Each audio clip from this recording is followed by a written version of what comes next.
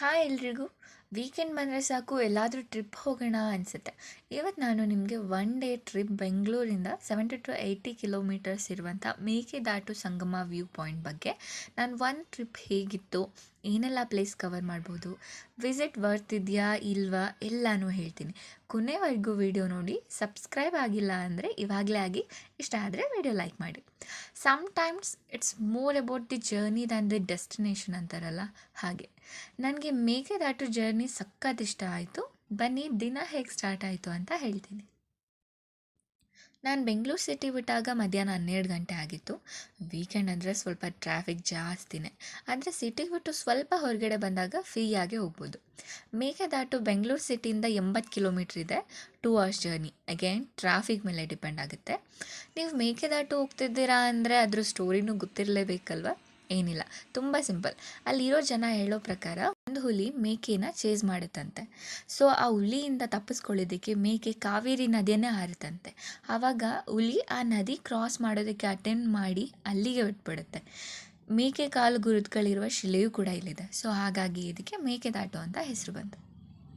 Mekedatu reach ಆಗೋಕ್ಕೆ ಇನ್ನೇನು 8 ರಿಂದ 10 ಕಿಲೋಮೀಟ್ರ್ ಇದೆ ಅಂತಿದ್ದ ಹಾಗೆಯೇ ಫಾರೆಸ್ಟ್ ಒಳಗೆ ಎಂಟ್ರಿ ಆಗೋಕ್ಕಿಂತ ಮುಂಚೆ ಫಾರೆಸ್ಟ್ ಗಾರ್ಡ್ಸ್ ಯಾವುದೇ ಬೇರೆ ಗಾಡಿಗಳನ್ನ ಒಳಗಡೆ ಹೋಗೋಕ್ಕೆ ಬಿಡಲ್ಲ. ಸೊ ನೀವು ಗಾಡಿನ ಸ್ಟಾಪ್ ಮಾಡಿ ಗಾಡಿ ಮತ್ತು ನಿಮ್ಮ ಡೀಟೇಲ್ಸ್ ಬರೆದು ಒಳಗಡೆ ಎಂಟ್ರಿ ಆಗಬೇಕು. ಲೋಕಲ್ಸ್ ಅವ್ರಿಗೇನು ರೆಸ್ಟ್ರಿಕ್ಷನ್ ಇರಲ್ಲ. ಸೊ ನಿಜವಾದ ಜರ್ನಿ, ಟ್ರಿಪ್, ಲಾಂಗ್ ಡ್ರೈವ್ ಅವ್ರು ಏನಾದರೂ ಹೇಳಿ, ಅದು ಇಲ್ಲಿಂದ ಸ್ವರ್ಗ ಅಂತಲೇ ಹೇಳ್ತೀನಿ. ಎಸ್ಪೆಷಲಿ ಬಾಯ್ಸ್ಗೆ ಒಂದೊಳ್ಳೆ ರೈಡ್ ಎಕ್ಸ್ಪೀರಿಯೆನ್ಸ್ ಆಗುತ್ತೆ. ಸುತ್ತಮುತ್ತ ಕಣ್ಣಿಗೆ ಮುದ ಕೊಡೋ ಅಂಥ ಸೀನಿಕ್ ವ್ಯೂಸ್ ಇದೆ. ಆ ಒಂದು ರೋಡ್ ಟ್ರಿಪ್ ಚಿಂದಿ ಅಂತಲೇ ಹೇಳ್ತೀನಿ. ನಿಜವಾಗ್ಲೂ ನಿಮಗೆ ತುಂಬಾ ಇಷ್ಟ ಆಗುತ್ತೆ. ಯಾಕಂದರೆ ಪರಿಸರನೇ ಹಾಗೆ ಅಲ್ವಾ, ನೋಡ್ತಾ ಇದ್ರೆ ನೋಡ್ತಾನೇ ಇರೋಣ ಅನಿಸುತ್ತೆ. ಅಷ್ಟು ಚೆಂದ ನಮ್ಮ ಪ್ರಕೃತಿ. ಅದೇ ಹೇಳ್ತಾರಲ್ಲ, ಸಮ್ಟೈಮ್ಸ್ ನಾವು ತಲುಪೋ ಜಾಗಕ್ಕಿಂತ ನಾವು ಹೋಗೋ ದಾರಿನೇ ಇಷ್ಟ ಆಗುತ್ತೆ ಅಂತ. ಮೇಕೆದಾಟು ಎಂಟ್ರಿ ಬರ್ತಿದ್ದಂಗೆ ಪಾರ್ಕ್ ಮಾಡೋದಕ್ಕೆ ಹೇಳ್ತಾರೆ. ಒಂದು 10 ರೂಪಾಯಿ ತಗೋತಾರೆ ಪಾರ್ಕಿಂಗ್ಗೆ. ಪಾರ್ಕ್ ಮಾಡೋದಕ್ಕೆ ಏನು ಪ್ರಾಬ್ಲಮ್ ಇಲ್ಲ, ತುಂಬ ಜಾಗ ಇದೆ.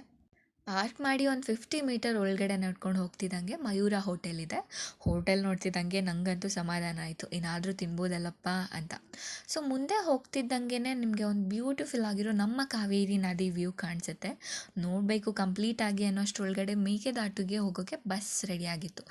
ಬಸ್ಸನ್ನು ಗೌರ್ಮೆಂಟ್ ಅವರೇ ಬಿಡ್ತಾರೆ. ಅಂದಹಾಗೆ ಇದು ಬೆಳಿಗ್ಗೆ 9 ಗಂಟೆಯಿಂದ ಸಂಜೆ 5:30 ತನಕ ಇರುತ್ತೆ. ನಿಮಗೆ ಲಾಸ್ಟ್ ಬಸ್ ಅರೌಂಡ್ ಸಂಜೆ 5 ಗಂಟೆ 10 ನಿಮಿಷವರೆಗೆ ಇರಬಹುದು. ಅದಾದಮೇಲೆ ಮೇಕೆದಾಟು ಹೋಗೋಕ್ಕೆ ಬಸ್ ಇರಲ್ಲ, ಬಿಕಾಸ್ ಪ್ರೈವೇಟ್ ವೆಹಿಕಲ್ಸ್ ಅಲೋ ಇರಲ್ಲ. ಸೊ ನಾನು ಫಸ್ಟ್ ವಿಂಡೋ ಸೀಟ್ ಬೇಕಂತ ಹತ್ಕೊಂಡು ಕೂತ್ಕೊಂಡ್ಬಿಟ್ಟೆ. ಯಾಕಂದರೆ ಒಂದು ಒಳ್ಳೆ ವ್ಯೂ ನೋಡ್ಬೋದು ಕಿಟಕಿ ಪಕ್ಕ ಕೂತ್ಕೊಂಡು. ಪಿಕ್ ಆ್ಯಂಡ್ ಡ್ರಾಪ್ ಎರಡನ್ನೂ ಅವರೇ ಮಾಡ್ತಾರೆ. 60 ರೂಪಾಯಿ ಒಬ್ರಿಗೆ ತೊಗೋತಾರೆ. ಎಲ್ಲರೂ ಬಸ್ ಹತ್ತಿದ ಮೇಲೆ ಬಸ್ ಸ್ಟಾರ್ಟ್ ಆಯಿತು. ನನಗೂ ಹೇಗೋ ವಿಂಡೋ ಸೀಟ್ ಸಿಕ್ಕಿತ್ತು. ಒಂದು ಒಳ್ಳೆ ಸೀನಿಕ್ ವ್ಯೂಸ್ ಎಲ್ಲ ನೋಡ್ಕೊಂಡು ಹೋದೆ.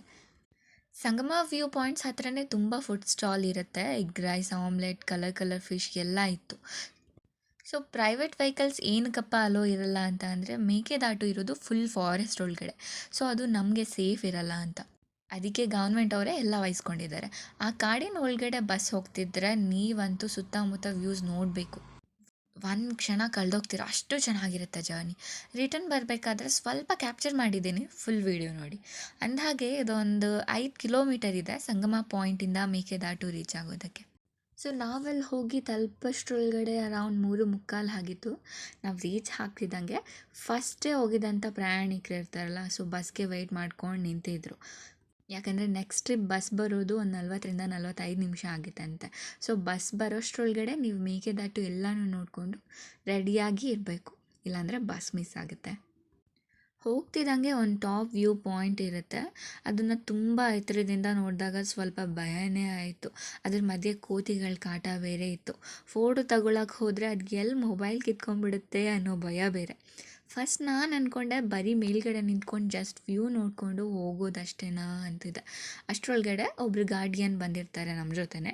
ಎಲ್ಲನೂ ಸೇಫಾಗಿದೆಯಾ, ಸೇಫಾಗಿ ಕರ್ಕೊಂಡು ಹೋಗೋಕ್ಕೆ. ಸೊ ಅವ್ರು ಹೇಳಿದರು ಕೆಳಗಡೆ ಕೂಡ ಹೋಗಿ ನೋಡ್ಬೋದು ಅಂತ. ಸೊ ಹೇಳ್ತಿದ್ದಂಗೆ ಫುಲ್ ಎಕ್ಸೈಟ್ಮೆಂಟಲ್ಲಿ ಕೆಳಗಡೆ ಇಳ್ಕೊಂಡು ಹೋದ್ವಿ. ಒಂದು ಚಿಕ್ಕ ಟ್ರೆಕ್ಕಿಂಗ್ ಥರ ಫೀಲ್ ಆಯಿತು. ಇಳಿಬೇಕಿದ್ರೆ ತುಂಬ ಜೋಪಾನವಾಗಿ ನೋಡ್ಕೊಂಡು ಹೋಗಬೇಕು. ಇಳಿತಿದ್ದಂಗೆ ಯಾವುದೋ ಬೇರೆ ಪ್ಲೇಸಲ್ಲಿದ್ದೀನೇನೋ ಅನ್ನೋ ಥರ ಫೀಲ್ ಕೊಡ್ತು.